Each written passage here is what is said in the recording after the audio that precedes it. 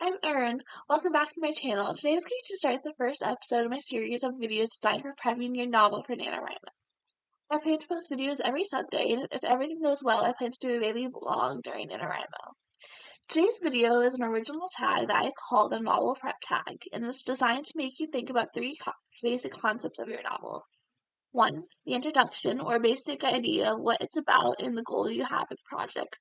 World building, or 2. World building and setting, or the central idea of how your worlds are run.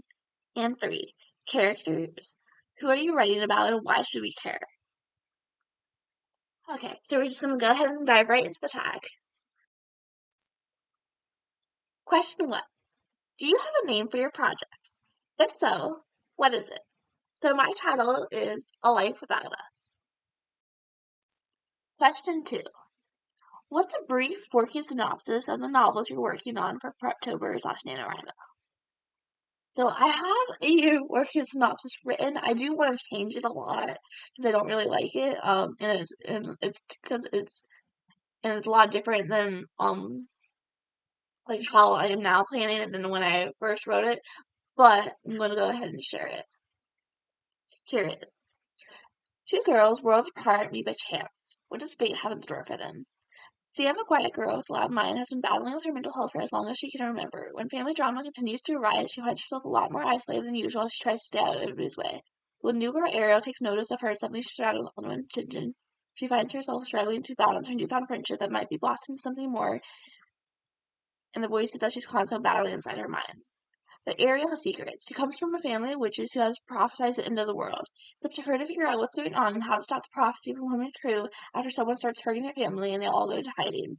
What she doesn't say is that she thinks Sam might be the answer to all of her problems and be the very person destined to save the world. As Ariel gets to know Sam, she senses more and more that there's something off about the girl, something that defies everything, something strange and impossible. And that's all I got so far for that. Question 3. What genres are you currently working for the project? So mine is a fantasy / sci-fi with like a hint of romance. Question 4. Are you shooting for the whole 50,000 words, or is your goal related to something else? So I am actually choosing to do the whole 50,000, and I am kind of scared because I have to manage schoolwork on top of that, and I have already been struggling with that. But I'm also really excited to see how much I can do and like challenge myself again, and to hopefully finish this draft of it. I don't even know what draft I'm on, to be honest, because the first one is like 0 draft, and it's like the first draft, I guess. So, yeah. What's your inspiration for the projects you'll be working on? So my inspiration is actually my sister. She inspired a lot of my writing, and also like an old friend of mine who like means a lot to me. Like this book is like I'm like if like ever gonna publish it, to be dedicated to her. Um, And like I also have a whole Pinterest board of like inspiration like quotes and stuff and like that, and I have a whole uh playlist of songs that I feel like fit it, and I'll put those in the description. But yeah, so it's a mix of things for me. Okay, and that's it for the part 1. Sorry, I hit my foot. Part 2 is the world building / setting.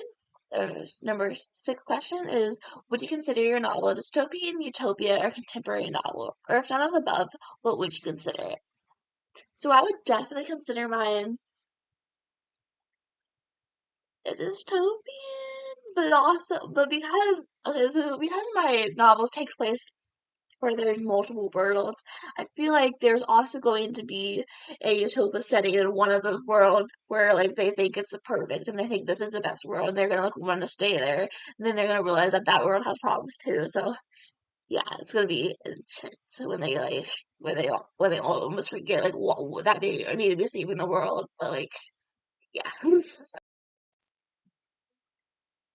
Question number 7. Does your novel take place on Earth, a different planet, or somewhere else completely? So for the beginning, it takes place on Earth, but for other parts of the novel, it takes place at different points in time. Sorry, I got distracted because my headphones were in, and I thought like, it wasn't like the sound wasn't there, but it was, so that's great. It was around question number 7. So what I mean by takes place in times is like there's like each character is at a different point in a timeline. and it also takes place on different like worlds and stuff, so it's like kind of like all over the place and stuff. What is where it takes place? You think it was all over the place, I'm sorry. What geological structure does your novel take place on? Land, water, somewhere in the fiery midst of a volcano, or a mix of places. The mine in those places takes place on land. But there is a point where they are like sailing and like it's like a couple days already, so they're on like water for a little bit. How does the government of your world run? So for mine, they are like trying to keep magic a secret, and so they are hiding like wizards and magicians and like sorcerers and all that, and they're constantly trying to like um experiment on them to like figure out like the source of the power because they want to use it for their own like military stuff. Question 10. Does the world use magic or technology? So for mine, it uses both. It's a lot like our modern day now, except for it's added magic. It's kind of a magical realism novel. Um, except for not everybody knows that there's magic. Yeah, it's like kind of like that though. And that was all for the part 2 of the world building / setting section. And now we're going to go jump on to part 3, which is the character section. Question number 11. Are your characters human / mortal, or are they something entirely else? So my characters are each a different species, or a representation of a species. For example, my main character is considered an empath. What that means is she has like power over other people's emotions.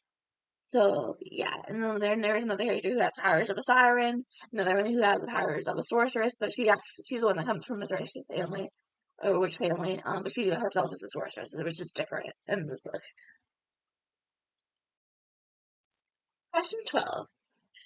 How do you establish names for your character? If so, how did you come up with them? I used a name generator, and I mixed matched last names and things, and I went through a bunch of lists and like things until I got like I came up with names that like fit my characters. Question 13. What are some of your character's objectives? So I have a list. Okay, I got it. So of course the main goal for all my characters is to prevent the apocalypse, and if they are unable to prevent it, to stop it. My main character's goal, whose name is Sam, her goal is to get revenge for Riley. Who's Riley? Should I tell you? Let's see. No. I don't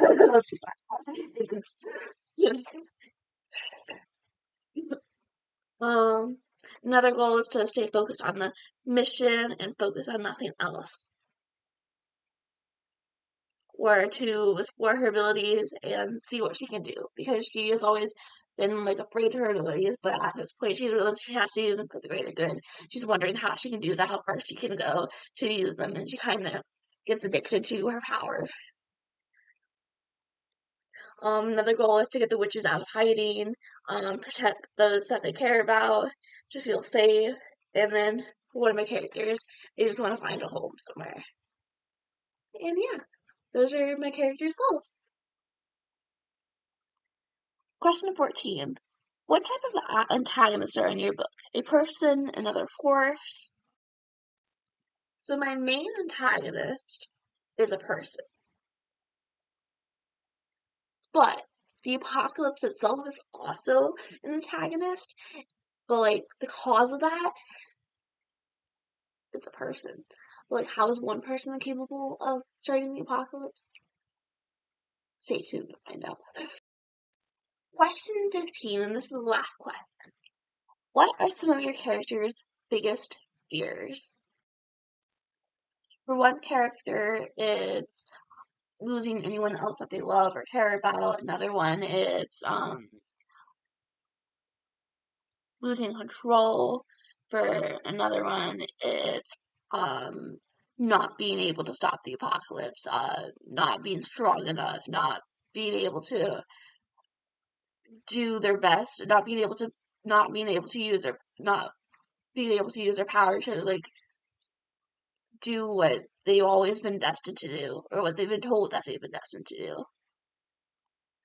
And yeah, that was the last question. Thanks for watching. I'm not going to tag anyone because I'm not sure who's all doing NaNoWriMo at this point. But if you're interested in this video, if you are a prep, like a planner or a planner like me, please feel free to do it and let me know if you in the comments if you do it. Thanks for all for watching. Bye.